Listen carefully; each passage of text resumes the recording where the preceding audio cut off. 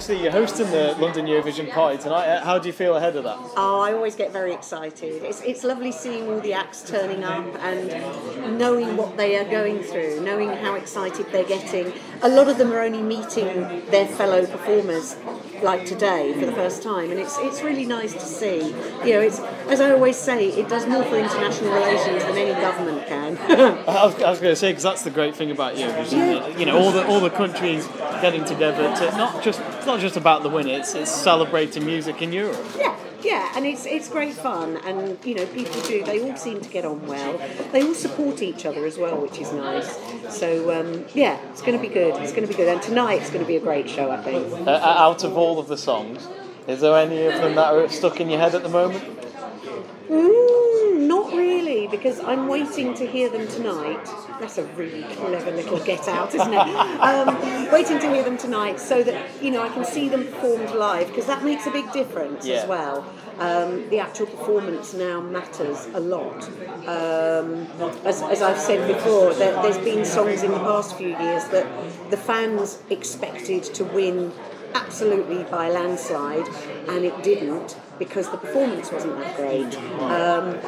You know, you need to have a confidence about you when you're on that stage. You can't just sort of let the song do it for you. And you know, some people have found that out, and others step it up a gear for the performance, and they're the ones that do well. So I've heard a few of them in their sound checks, and there's some very, very, very good voices coming out tonight. Absolutely, and 18 years ago you represented the UK at the Globe Arena. That makes me feel so old.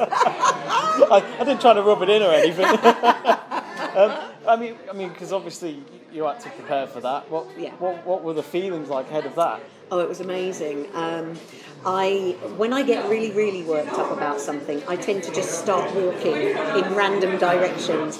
And I was married at the time, and my husband said to the backing vocalist, "She'll start walking off. Just let her. She's just in thought, and she's fine." And I did, you know, and it's my way of coping with sort of like the nerves side.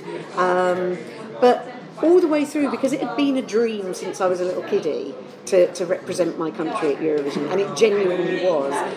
When it came to it, I wasn't so much nervous as excited. I got on that stage and thought, you've dreamt of this for so long, you're not going to muck it up now. I didn't actually think to muck it up now, but that was a different word I used. But it was so enjoyable, and it just breezed past. You know, suddenly 3 minutes was gone, and it was like, oh, can I do it again? Because I don't remember it. You know, it was wonderful, a most wonderful experience. And final question: you've got a new single out today. How about you reveal a bit more about that? Yes, the single's called "Steal the Crown," and it's on Energize Records, and it's available from today. And about an hour ago, we were informed it's already gone to #1 in the Vocal iTunes chart. Yay! Awesome! High five! High five!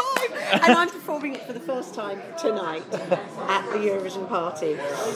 Not nervous at all. Well, Nicki French, thank you very much for giving up your time. Thank you. And enjoy the show tonight. Oh, I'm sure I will after a few Chardonnays.